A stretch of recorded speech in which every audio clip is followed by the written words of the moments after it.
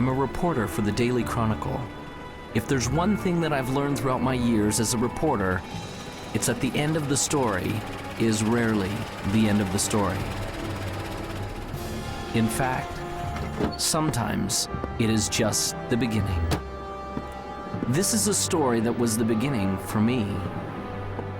Although we only met for a brief moment and there was only one word exchanged between us, my life was changed forever. Hello, I'm the reporter from the Chronicle. Come in. Thank you. The interview was with Vincenzo Vivaldi, the world's foremost violinist and composer.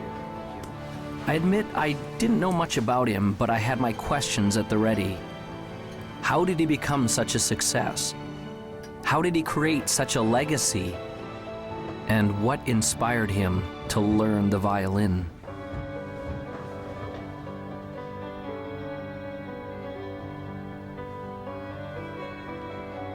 I felt as though I was stepping on sacred ground when I entered the old man's room. I could feel that his time to depart was drawing nigh.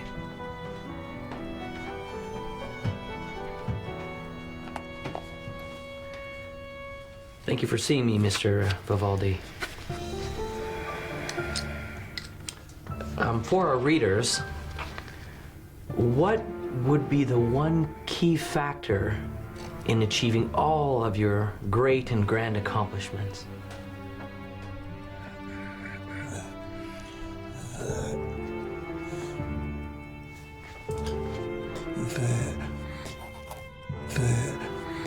The Opus.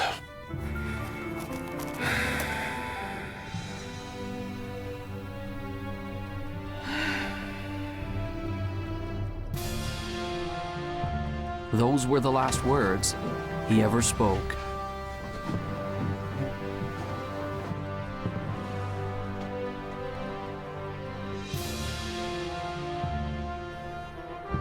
As I left the house that day, I now had a greater question than when I had arrived.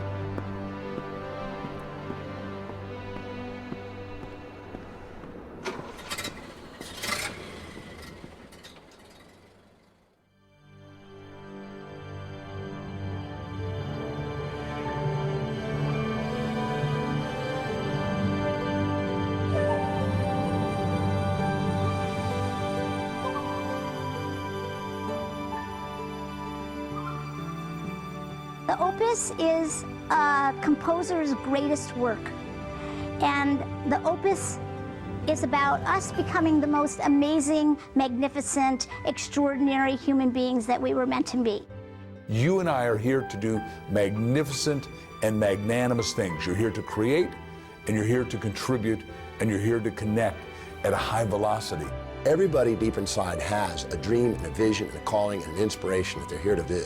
Anyone can do this, and it almost sounds cliche. Everybody says, oh, you can be whatever you want to be, you just got to have the dream. And all of that's true. Unfortunately, it has become cliche and people have stopped listening to it. The best way for you to predict your future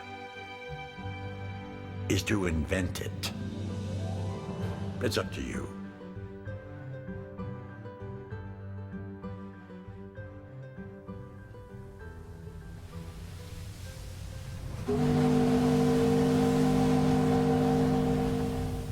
Vincenzo came to America when he was 7 years old. He came from the old country, Europe. When he got on board the boat that would take him to America, he had no idea he was about to encounter two things that would change his life forever. One was a new country. The other was a teacher and a violin.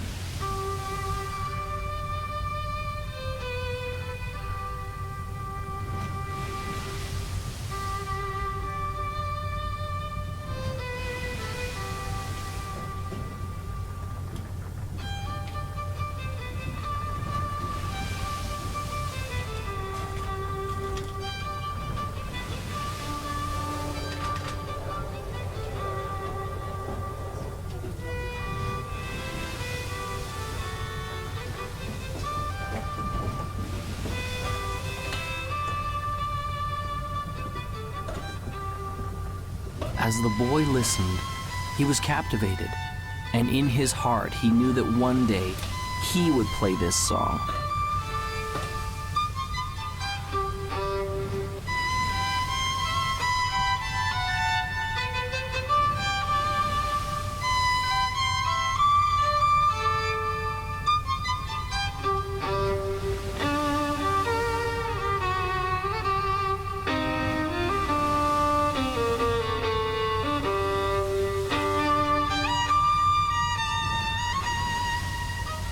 Vincenzo said that he wanted to play like that one day.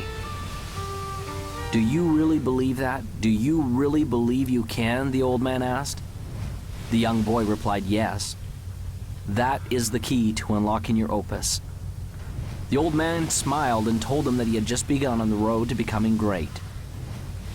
He gave Vincenzo a notebook and told him to write down exactly what he wanted and to keep the book with him always. Vincenzo wrote that one day he would become one of the greatest violinists the world had ever known. The old man put his hand on the boy's shoulder. When you get there, don't stop. Remember, your opus isn't what you do, it will be the legacy of what you've become. Vincenzo did not understand. The old master smiled and said, one day you will.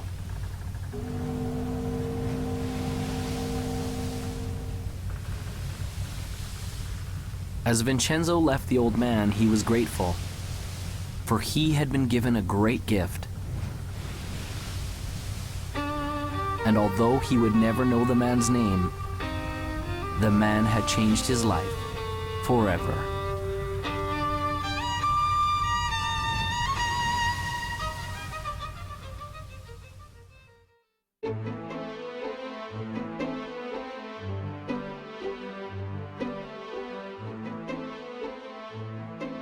Vision is all about who you've decided to be, as if you had a magic wand that you could wave over your life, that you could actually be and do and have everything that's important to you, where you could be fulfilled and you could be in rich relationships and you could be abundant, attracting wealth and all the great things that we all want in life. You know, you can start your, if you will, your path at a very early age or start it much later in life. I don't think it really matters when you start. But I think what you should try to be thinking about and looking for is something you just love to do, something that really gives you energy, you've got a passion, and that you feel you can commit yourself to. Some people get into vision and purpose and they make it so huge, or they think it has to be so big that they scare themselves and they almost freeze themselves. They don't come up with anything. Your vitality in life is directly proportionate to the vividness of your vision.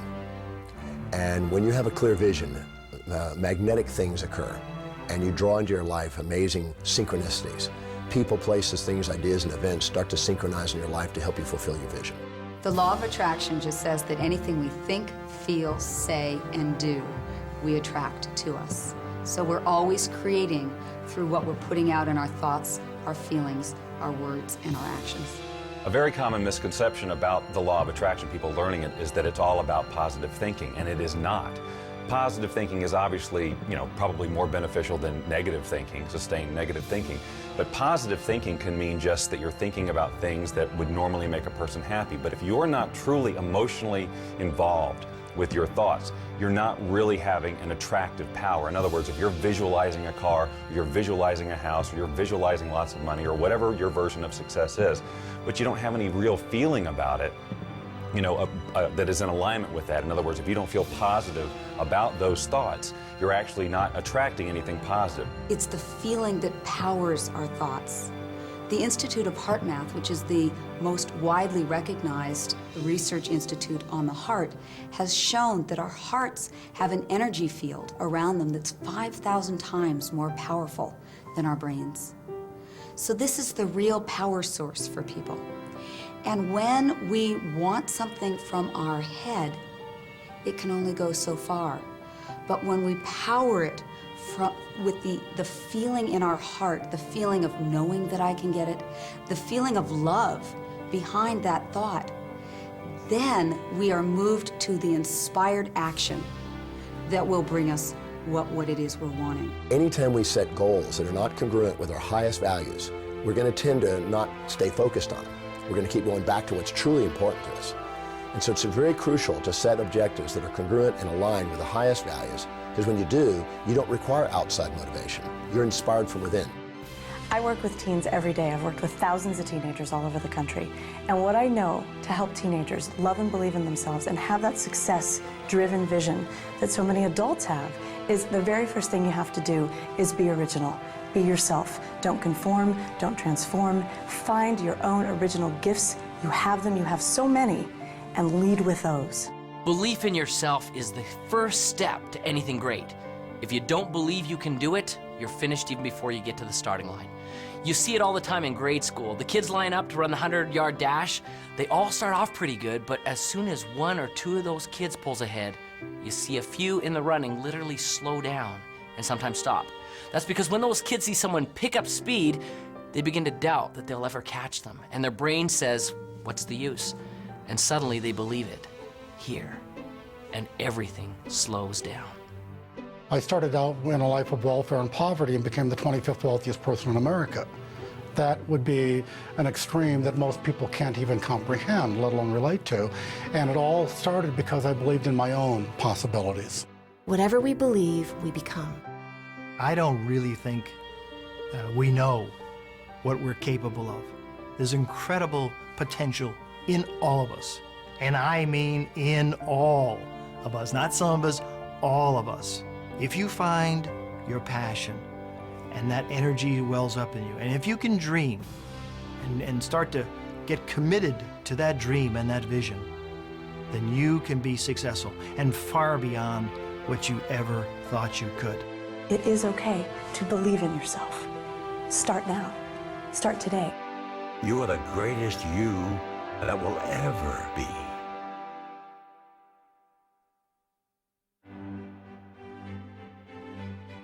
Vincenzo had set a goal. He began to see it powerfully and perfectly.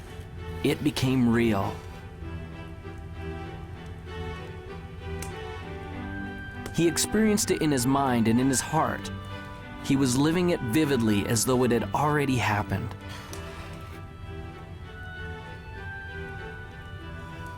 This gave him the momentum to begin.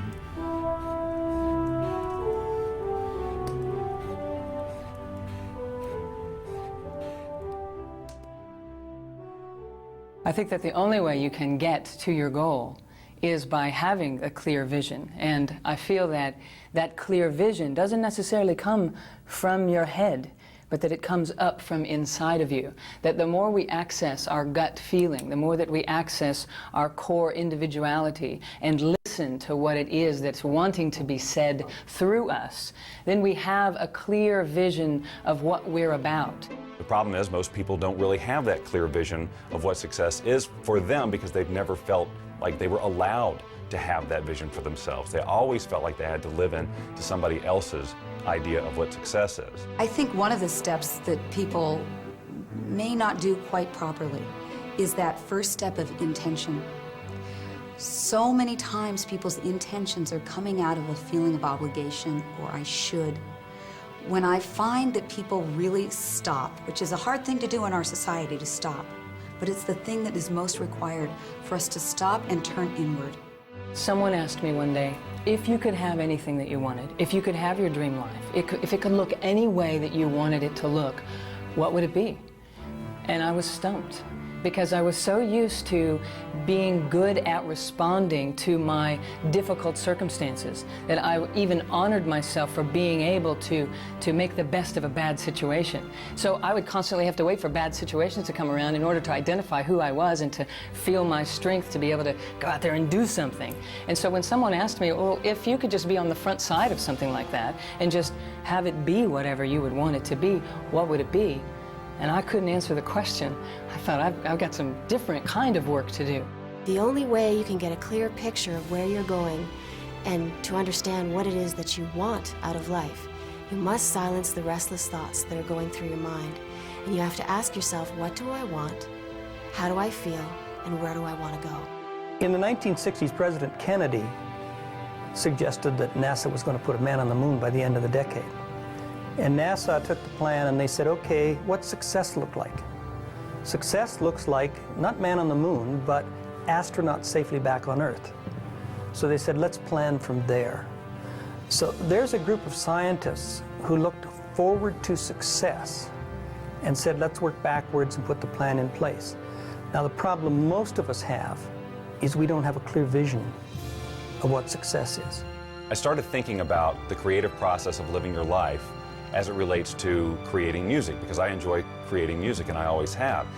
And it comes back, and I saw the parallel so clearly between how the process is the same. When I sit down to write a piece of music, it's generally born out of some inspiration. You know, I don't work under the rules that you have to write this type of piece of music, it's got to be 30 seconds and it's got to be this beats per minute. You know, I have full, because I do it for fun, you know, I have full creative control, so I work from inspiration, just as we should work from inspiration in our lives. That is what should guide us, that is what it should help us to create our vision, this feeling of inspiration, not someone else's sense of passion or their likes or interests, but our own. I have a philosophy of life, and that is this. Achieving any type of goal in your life is 99% intention, 1% methodology. It's being crystal clear about what you want and the how, the methodology, will show up later. When people talk of clarity, it often gets described as just writing down your goals. The most important element is often left out. That's finding your motivation.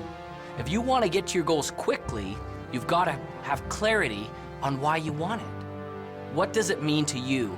Why do you need it in your life? And the stronger and more important the why, the more power you will have to pursue that goal.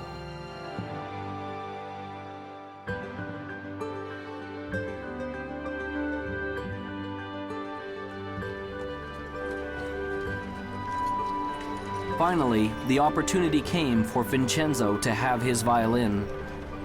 The moment he saw it, he knew that he had to have it. A loving mother felt the same way.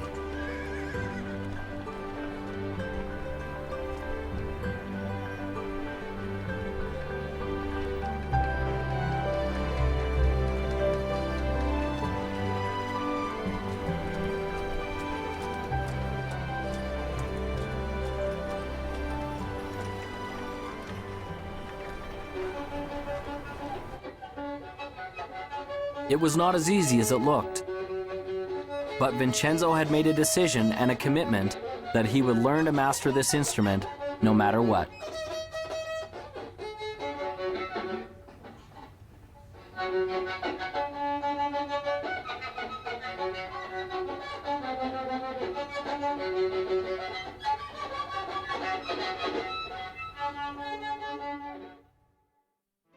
Finding your clarity starts from first setting goals, not just thinking them, inking them, writing them down, having that vision board. Put those things on your board, the way you picture your life to be, the lifestyles you want. It's okay to brainstorm it. Start with an idea, oh, I've always wanted to do this, and flesh it out. Really describe what you want your life to be.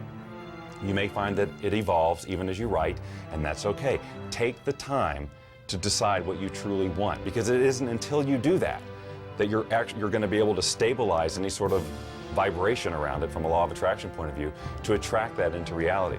When you're in the achievement process, what is your greatest moment? Some people think that it's when you're at the finish line, or at the top of the mountain peak, or when your bank account has finally reached that bulging, overflowing amount. If those are your goals, then those moments when you get there may be exciting, there's no doubt about that. But that isn't your greatest moment. Your greatest moment can be measured by three things that make it great. What moment will have the longest effect on your future life? What moment will carry the greatest future consequences? And which moment will have the farthest reaching impact on you and those around you? Your greatest moment, therefore, becomes the moment that you decide. Decision changes everything.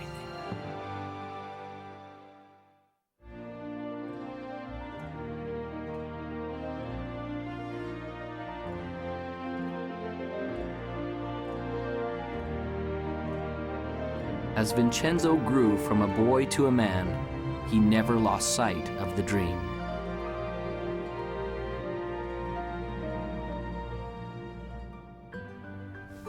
Vincenzo worked and saved his money to pay for lessons for his violin. He's doing it again. Thinking about everything except what he's supposed to be doing. There were those who told him that his dream was impossible. that it could never be achieved. Still believes he's going to be famous. Ladies and gentlemen, the famous, one and only, time-wasting, daydreaming, broom pusher.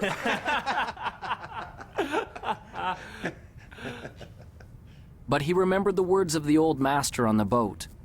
Do you really believe you can? That is the key to unlocking your opus. Vincenzo! Sweep the floor, boy, sweep! Vincenzo gained courage and continued forward.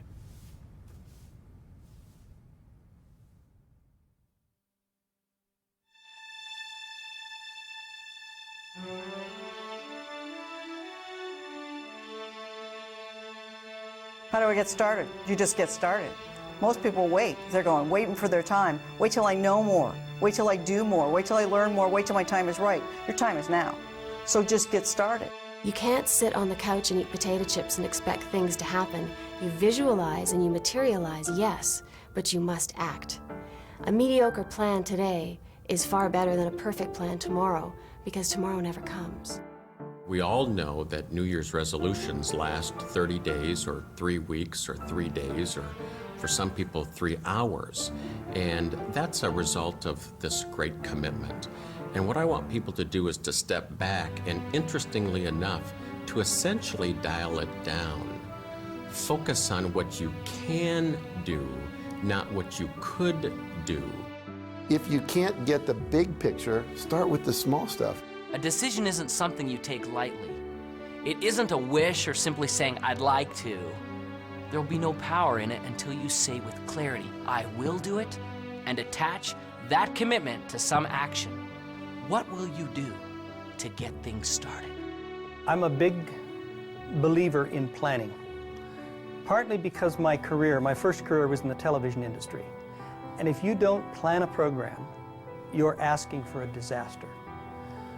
And that's not to say that you set a plan down that's absolutely rigid, but you put a plan down that you can then change and adjust as you need to when you're going through the production. Same thing with the writing of the music. I start with an end in mind in terms of how I want to feel, but I don't have every note already written in my head. That's what makes this process so fun and creative, because the minute you feel like you have to go here because that's where you said you were going to go in the first place, the song has to sound like this because that was my original vision, you cut off all sorts of possibility. You don't have to know everything before you get started. Top achievers never have all the answers, and they also don't wait for all the answers to come until they get started. They just get started. They don't let questions paralyze them. They understand how to face the unknown and have the courage to do new things without all the answers. They know that the answers will come, and they adjust their course with each step forward that they take. Most of the answers come in the action, not in the calculating. You've got to learn that too. When you're up against the unknown, remember this phrase. Top achievers are not perfectionists. They're improvisers. Get started. It's hard to start. It's scary. And I know I've seen in my own life that some people they're just waiting for everything to be perfect. There is no perfect time. You never have a perfect plan. But you need to move forward. If you're convinced and you're passionate, it will develop. Have some faith. It can happen. It will happen. You got to stay positive, but you got to keep moving forward. And you got to keep moving forward knowing you don't have all the answers. I wanted to be a fighter pilot my entire life, but back in 1986, there was an experience which pretty much dashed my hopes up against the rocks. Back in 1986, the movie Top Gun came out, and you'd think that would be a source of motivation for me, but really what it was everybody else at that point now wanted to do the same thing that I wanted to do. Everyone wanted to become a fighter pilot because they all wanted to be just like Maverick. And what I knew back then was I was a pretty average guy. I knew that the people who were ahead of me were smarter, faster, they were stronger, and I thought, man, I'm not going to be able to do this anymore because all these people now want to do what I want to do. You know, we're being honest here, so I'll just tell you, I mean, I failed kindergarten. And I don't know if you know what it takes to pass kindergarten, but you basically need to be able to stack blocks and not eat glue, okay? I mean, that's pretty much about it. So I failed kindergarten. I know that I'm a pretty average guy, okay? And I look at all these people who are ahead of me and I'm thinking, man, there's no way I'm going to be able to make it. But you know, I followed through with my dreams and I pressed on. And what I realized through that experience was that I may have been in the 5th percentile on the bottom, but the 95% of the people who were above me never took any action. Often people have a great idea and they get excited about it and they go, wow, I'm gonna go do this. But you know something? They don't do it. They think about it, they get excited about it, maybe for an hour, maybe for a day, maybe even for a week or a month, but it dies. They don't take action. They're really not committed. They're really not passionate for it. It's like a passing idea. And so one of the things to be successful, one of the most important things to be successful is, okay, you've got a dream, you've got a vision, you've got plans, and now you've got to go for it. If you believe in something fully, you take action. I always tell people the last 6 letters of the word attraction spell action, and most people are focusing on this part and they're not doing the doing this. So when you believe that it's going to happen and you're visualizing clearly and you're holding all that energy, what'll happen is you'll start attracting to you not necessarily the car, but opportunities, strategies, resources, books, etc. that will come into your life. If you don't take action, you won't get the results. You must take action. It may be very small, it may be very big. It's what I call inspired action because it's something that's coming from within you. You get a little knock at the door that says, attend this seminar, go to this movie, buy this particular book, whatever it happens to be. Your part in this co-creation process is to do it. I was successful really in a lot of ways just because I went and did it. I took action. And so you're sitting here today, you've got a dream, you've got a goal, you've got an aspiration, you might have an invention, $1 million idea. And what's sitting between you and the execution of your dreams can be simply summed up in this: take action, implement. You grab the bull by the horns, you put the throttles up in afterburner, you live your life at the edge of the envelope, and you will be successful.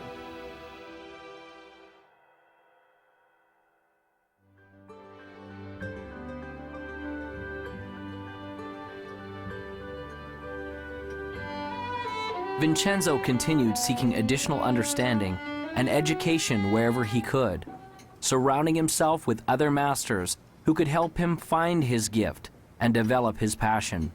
This required effort and work.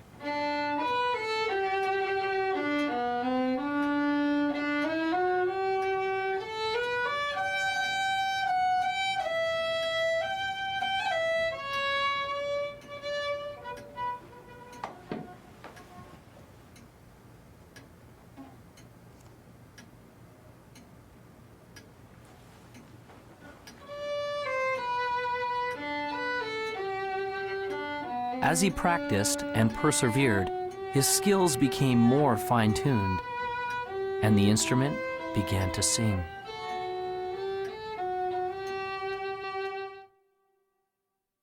Whatever you want to do, whether you're an athlete, whether you're in business, whether you're a pilot, if you want to be successful, there are heroes, there are masters, there are people who have been successful before you who will be willing to teach you how to get where you want to be. You don't need to fly solo in this life.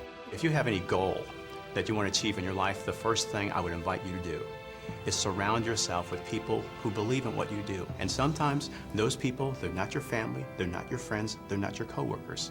You actually have to create that. You have to create your own, what I call your own mastermind, your own board of directors of people who will support you. My adage is that if I'm ever in a room with 5 people, I want to be the dumbest one in the room. I don't want to be the smartest guy in the room. I want to be the dumbest one in the room. If I'm the smartest guy in the room, then I'm not listening to anybody.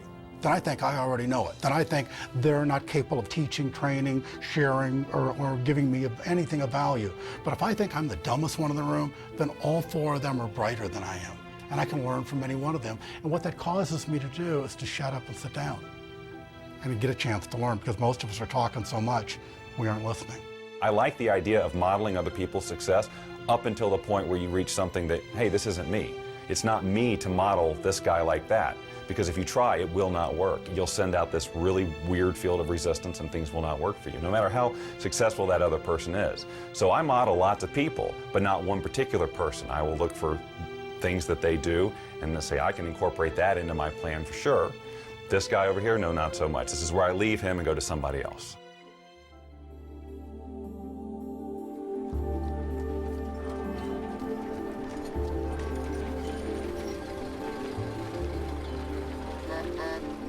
Whenever there is greatness, there is also adversity. When we work, there will be obstacles. Vincenzo's obstacle came when he turned 17. One day, as he was walking to his teacher's to practice his violin, he found that his vision began to blur. Soon, there were great dark spots appearing before his eyes. And one day, he woke up totally blind. He could not see. This proved to be a big adversity.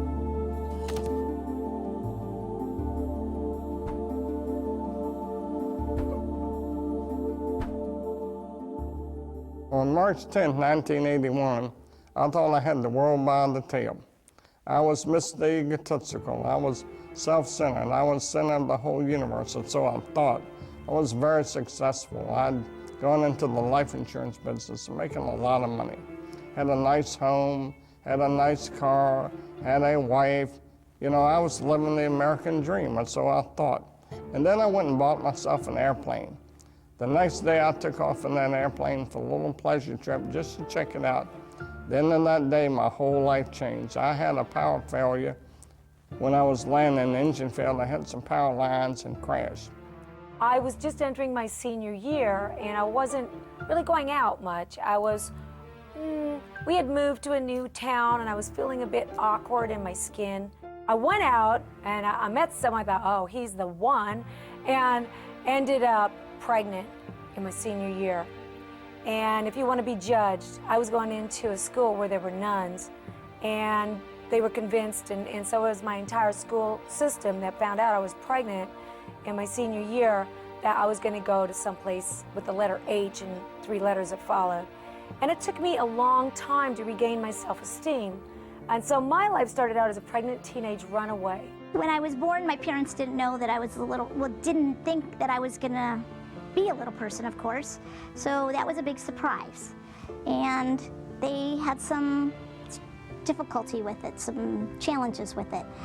Then I went off to school, and I had challenges with kids there teasing me, calling me names, stuff like that. 4 days later, I woke up in the hospital. I was in coma 4 days, and I was in bad shape. My neck was broken at the first and second cervical vertebrae, and my spinal cord was crushed.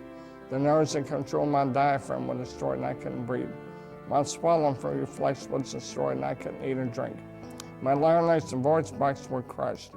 Every muscle in my body was destroyed. I couldn't do anything but blink my eyes. My bowel, blood, and kidneys didn't have function. I lay there for 8 months in that hospital. All I could do was blink my eyes. The doctor said it was hopeless. I prayed that I could learn something through this experience, and maybe one day I could help others through it.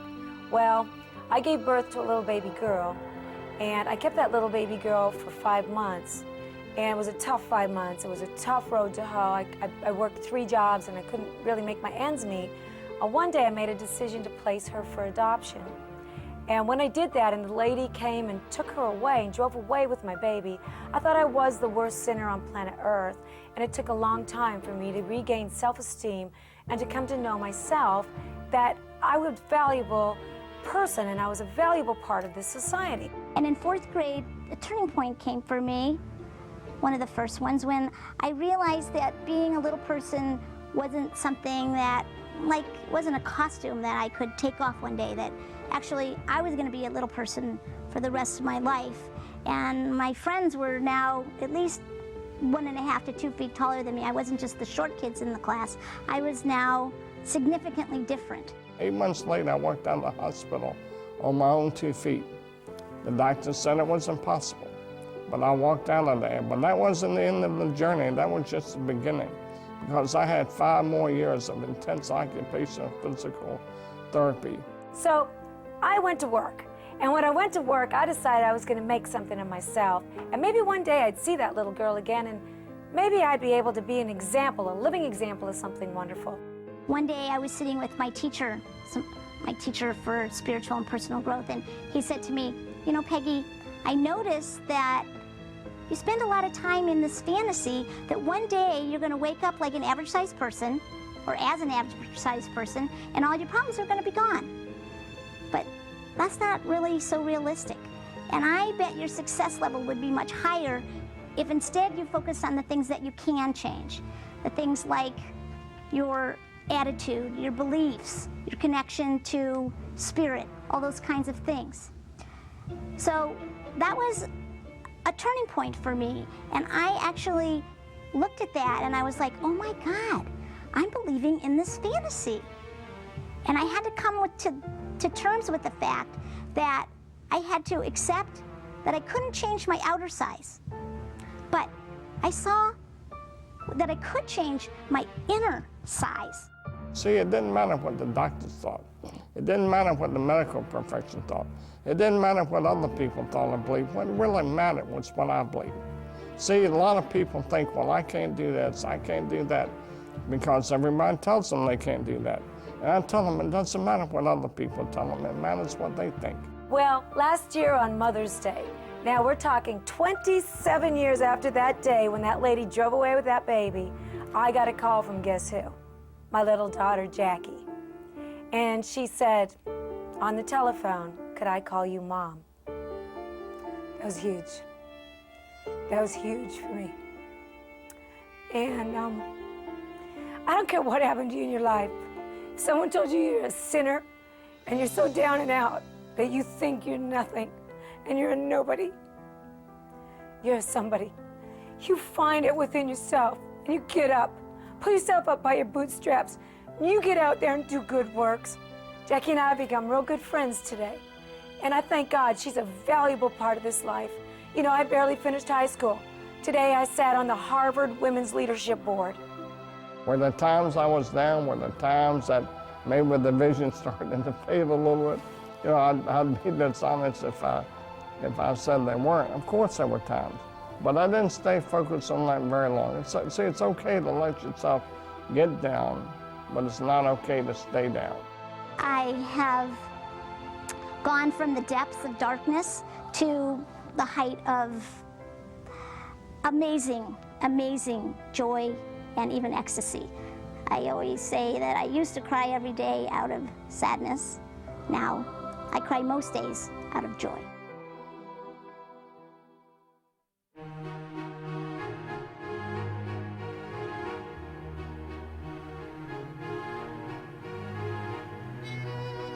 Vincenzo continued to practice his instrument. But it was much harder now. The music didn't come as easily. Often the notes didn't sound right. Often the people near him told him he was failing. He began to feel like he was failing.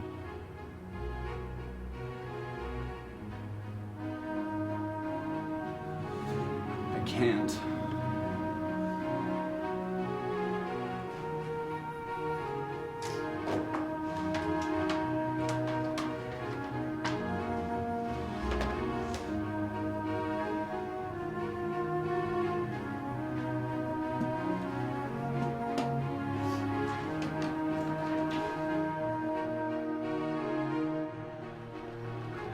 Vincenzo had given up.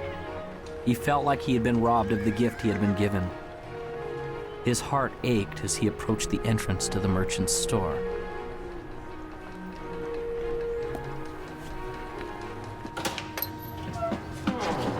Hi, Vincenzo. A surprise. What brings you here? I'd like to sell my violin. Those were the most painful words that he had ever spoken. Are you certain about that?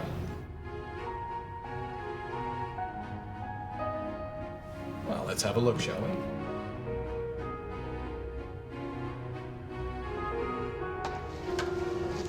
Oh my. Isn't this the same violin I sold you many years ago? And you want to bring it back to me? Yes, I do. Well, I'm certain you've kept it in fine condition. But I really have to know that it works. So, would you do me a small favor, Vincenzo? What's that?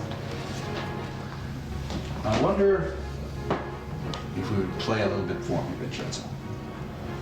I don't have my music with me. Sometimes we don't need sheet music. Sometimes music is in the soul. So, just once for me? Reluctantly, Vincenzo took the violin and, placing it properly in position under his chin, he began to play.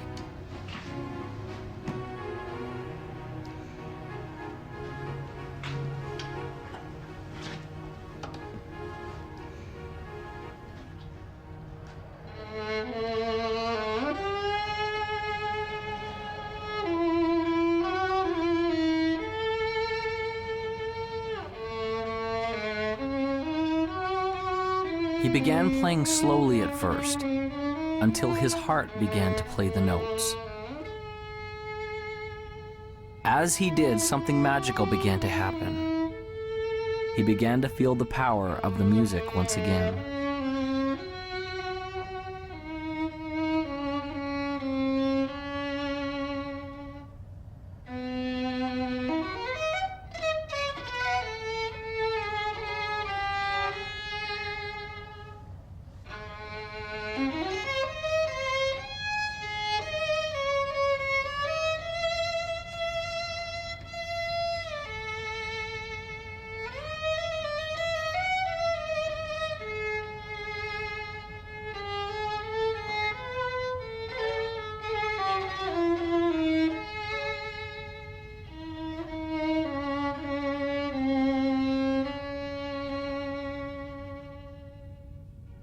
When he had finished, a change had taken place, and there was hope. I can't sell you my violin. I thought as not. You keep the violin, Vincenzo, and play, all right? Vincenzo left the shop with a resolution that he would never again give up on his dream.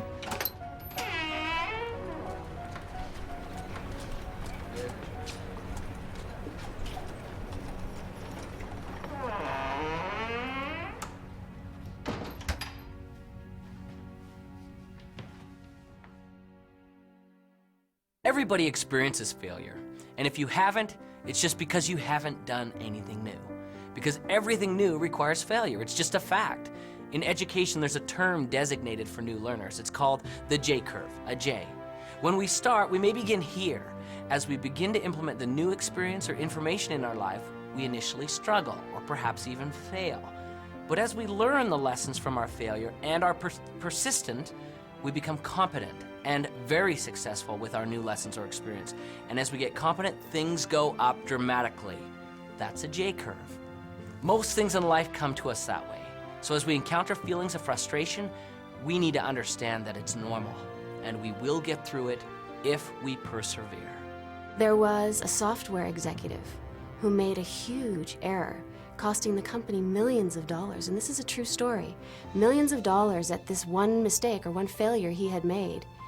So he went in, he was called in to see the chairman and the CEO, and of course he brought his resignation letter, and he handed it to the chairman, and the chairman said, what are you doing?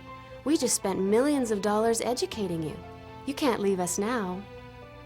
Now, not every employer is going to be that compassionate, but the universe is. Every one of us gets rejected, and what you and I need to do as individuals is reject rejection. Make yourself rejection-proof. When Jack and I started Chicken Soup, we spent 3 years writing it, and then we tried to sell it. We went to New York with a great agent, and 33 publishers all said, hit the road, Jack. And then we went to the BEA, Book Expo of America, and we went booth to booth to booth to booth, and 144 people, sum totally, said, buzz off, you guys, that's sappy little stories. They're never going to sell. They're too nice. The secret word that every winner knows is called NEXT, next. You're going to meet obstacles. You're going to see adversity. It's going to happen to you. I guarantee it. So what gets you through it? It's your passion, it's your energy, it's your commitment to this game plan. And wow, it can be very, very exciting. I have never met a successful person who hasn't failed. Never. Not in the course of my lifetime, not in the course of my reading, not in the course of my studying, not in the course of mankind. Have I ever met a successful person who hasn't failed? Now, the difference between successful people and people who are unsuccessful, because we all will fail, is successful people learn how to deal with failures. They learn how to accept it and embrace it and understand it and learn from it. And it doesn't become a negative to them. It becomes a learning. It becomes an education. It's a tuition they paid for the education they got. You get a challenge or something you think is a setback. It's only a setback in your initial perception, and only when you don't stop and look at how it could serve you. See, the master is the one that takes whatever happens in their life, supportive or challenging, and asks how does it serve them and their mission. Because it's never what happens on the outside, it's always how you perceive what's up on the outside. So if you can take a challenge and you say, okay, so how am I going to use this to my greatest advantage, and what are the benefits that I'm going to get from this, and how is it going to help me fulfill my highest values, and how is it going to actually give me a step forward? If you ask that question and answer that question, it's not an obstacle. An obstacle is only when you've chosen to see only the drawbacks without the opportunities. Some people are so worried about failing, they don't start. And so one of my friends says, you don't have to get it perfect, just get it started. And then in the process of doing it, you will learn. What is failure? That's easy. It's not trying. It's not getting in the game.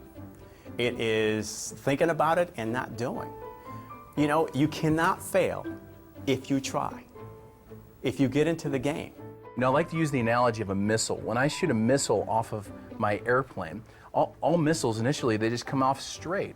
And any engineer will tell you that a missile actually requires mistakes. It actually requires errors in order to become successful at hitting its target.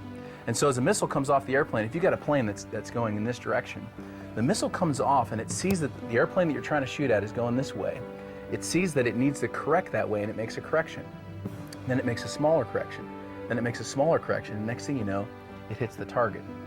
The same is true with us. You know, we've all got dreams. We all have a target, and we all have goals.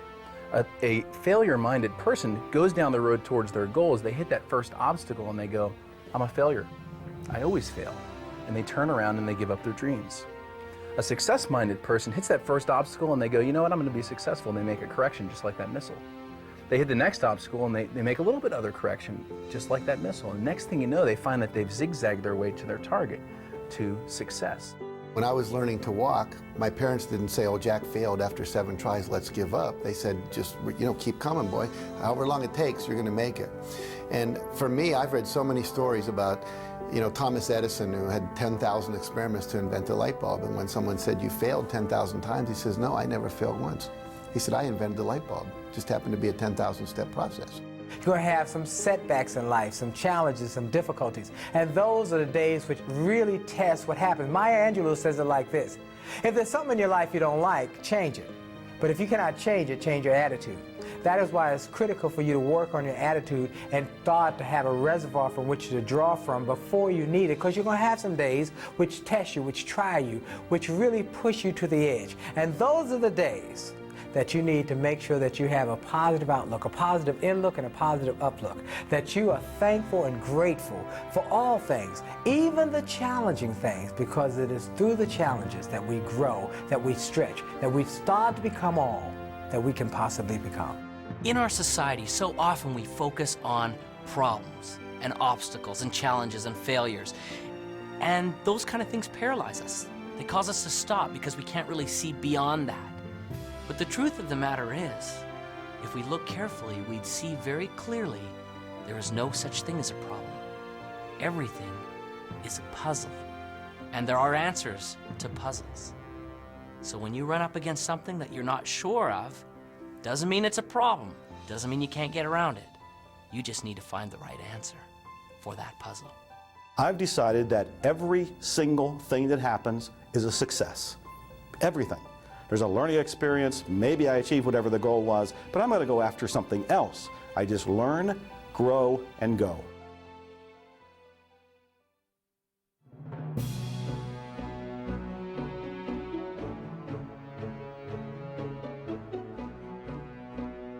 Once you reach a goal, whatever that is, or achieve a vision, and it may have evolved and it may be very different than when you first set out, you are basking only momentarily in that sense of accomplishment. You can enjoy it. Doesn't have to be a letdown, but what you'll find is that you've naturally expanded who you are, who you can be, and you'll have another vision that's even bigger.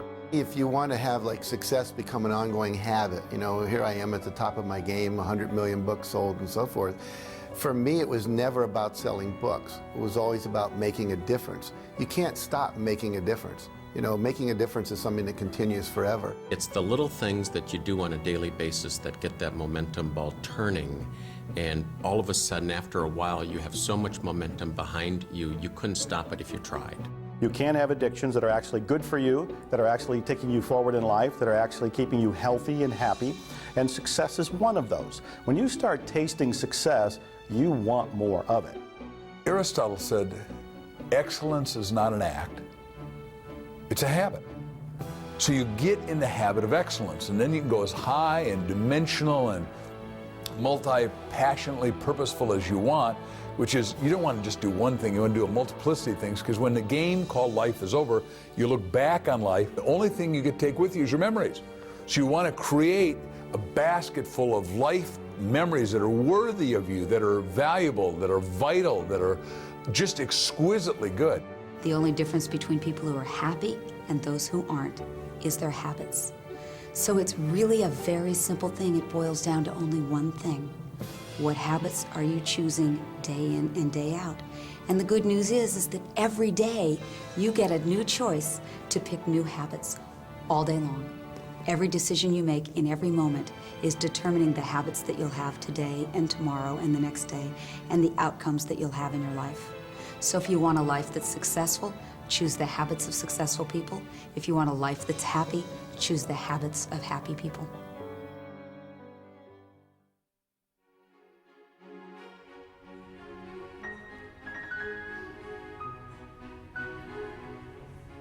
Well, thank you all for coming tonight. It's a pleasure to know you're out there. We're going to be playing a piece. Slowly, Vincenzo was offered opportunities to perform his music at local venues. Although these locations were not ultimately where Vincenzo wanted to be, he poured his heart into each of these performances. Each of them was a step in the right direction, and he let his passion shine through from the beginning.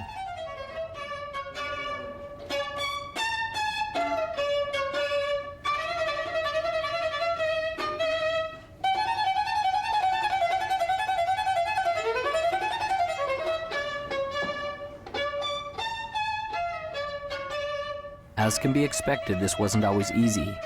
There were times he was afraid, but as he faced each challenge and each frightening moment, he seemed to build momentum and increase in his greatness.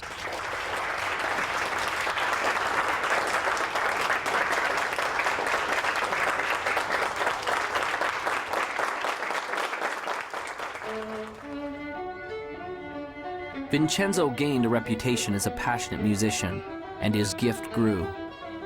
Doors opened for him to begin to play with other masters. Soon, Vincenzo was playing in the most grand concert halls of all. His dream to play was fulfilled. His opus had arrived. But was the journey complete? There was the question the old master had asked him that he still yearned to understand. Your opus isn't just what you do, it will be the legacy of what you have become. Vincenzo thought in his mind often about what this could mean. Was this the legacy of the man he had become? The man who played in the largest concert halls? The man who commanded the respect of the other musicians? The man who composed and wrote the grand symphonies? The man who people adored and loved as the master violinist? Vincenzo still didn't understand.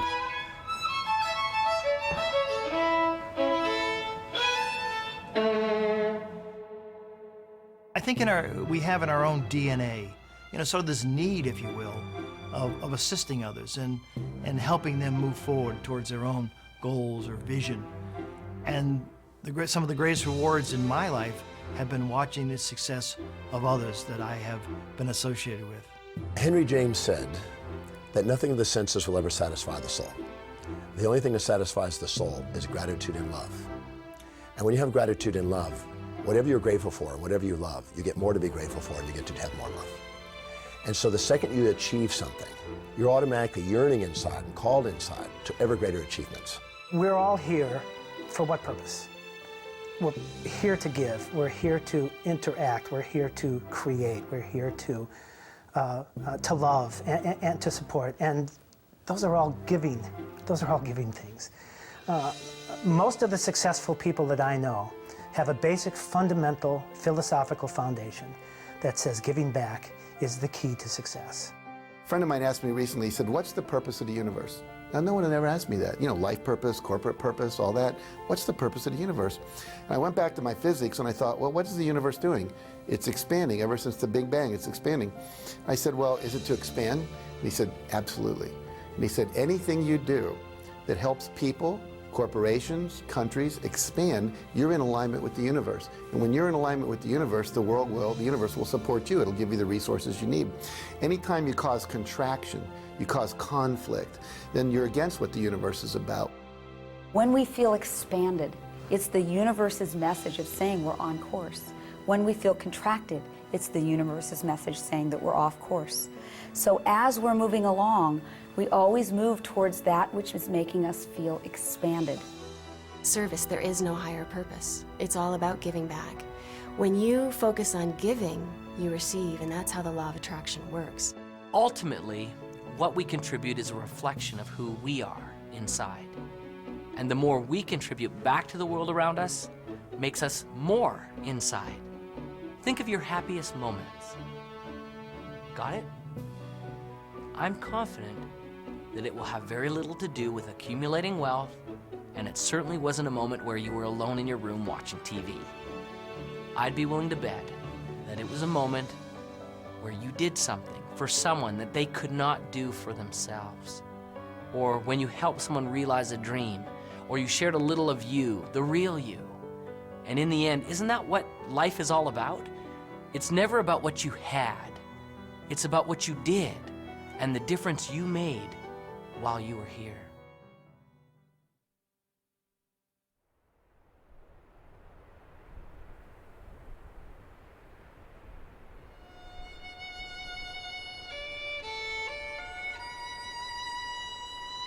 Your opus isn't just what you do. It will be the legacy of what you have become. Vincenzo still didn't understand. Then the lesson came as he was playing his violin in the park alone.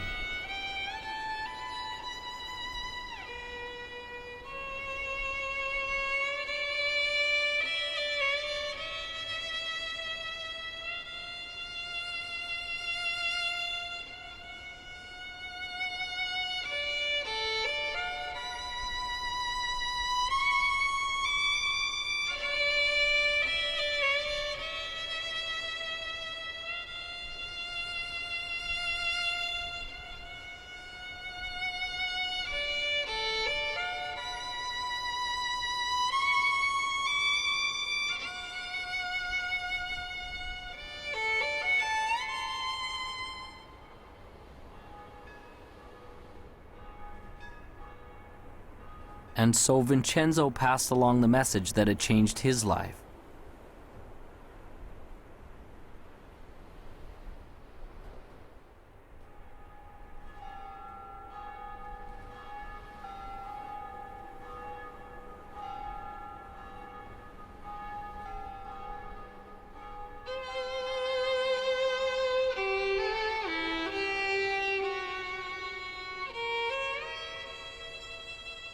As the boy walked away in the snow, Vincenzo finally understood.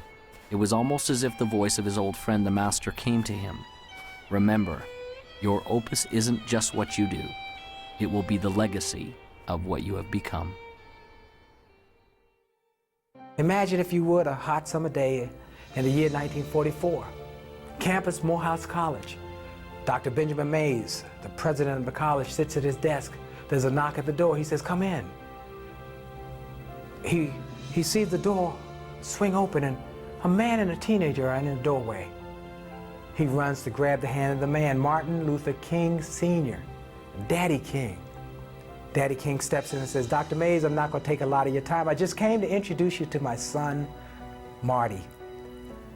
We call him ML. His real name is Martin Luther King Jr. He's 15. He's going to college here in the fall. Very bright boy. But he's missing something, and I need a big favor. No, I don't need tuition that's bigger than that. No, I don't need room and board that's more critical than that. I came to ask you, would you teach my son how to dream? Please teach my boy how to dream. And Dr. Mays gave young Marty a piece and said, young man, read this piece every day and it'll change your life. And he read it and it changed his life. And I got hold of it and I started reading it and it changed my life. It's so profound yet so simple. It simply reads, it must be borne in mind that the tragedy of life does not lie in not reaching your goals. No, no, no. The tragedy lies in not having a goal to reach for. It is not a calamity to die with your dreams unfulfilled, but it is a calamity not to dream. It is not a disaster to be unable to capture your ideals, but it is a disaster to have no ideals to capture. It is not a disgrace not to reach the stars, but it is a disgrace to have no stars to reach for. Not failure, but low aim is sin. You've got to dream big dreams, impossible dreams, dreams that will make a difference, leave a legacy, and a dream that will be your opus, your reason for coming to this planet. I truly believe that all of us are very special. We all have some unique, different, wonderful qualities. We shouldn't compare ourselves to others and say, well, they're so much better. We need to find our own special gifts. And as you find those gifts and you become passionate about those gifts, you move towards those gifts and take action. So if you've been watching the Opus, the time is now to take action. No more praying, no more wishing, no more hoping that great things will happen to you. Move forward, take action, become successful. We are all creating our own opus. We will all leave that legacy. You come to the end of your life knowing that you have lived from the inspiration of your heart and that you've lived a life of love and of joy and of happiness. Because I tell you, you can achieve success in life, and that doesn't guarantee happiness.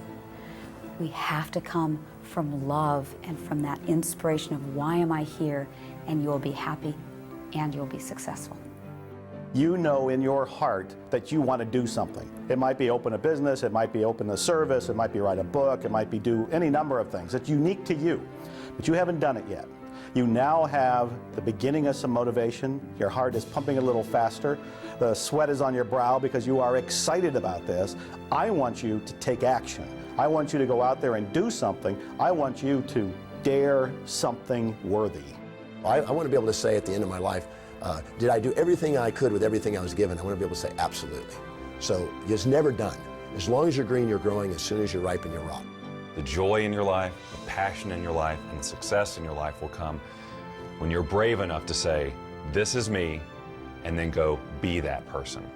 Most people tiptoe through life hoping they make it safely to death. And life is more than that. It's more than just tiptoeing from the time you're born to the time you die, making it from day to day. It's much more than that.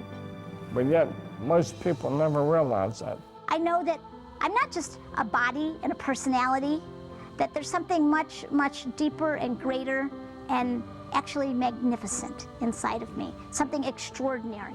And the more that I live from that place, the more that I'm able to see inside of other people that they're extraordinary, that they're awesome, that they're amazing. And the more and more I live from that place, the more I see that each moment of my life is amazing and magnificent. That is the gift that's come out of my challenge. That is my opus. Now you have the tools. You have a vision. You believe you can do it. You're clear and you know why you want it. You have a first action to get started with.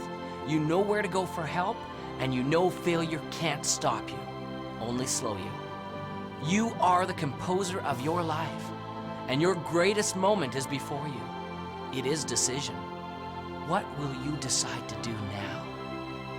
What will your opus be?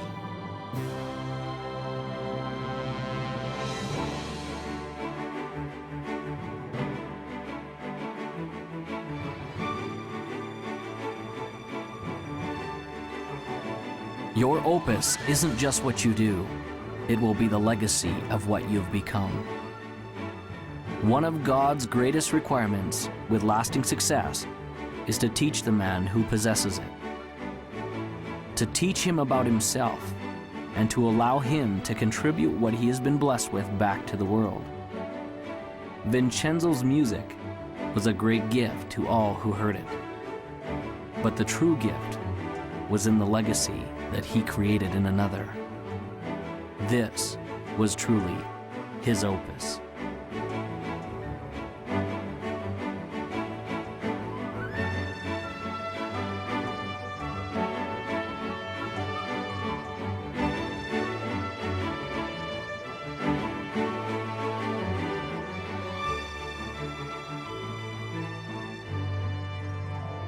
And now, as time passes, there's a question that each of us must ask ourselves.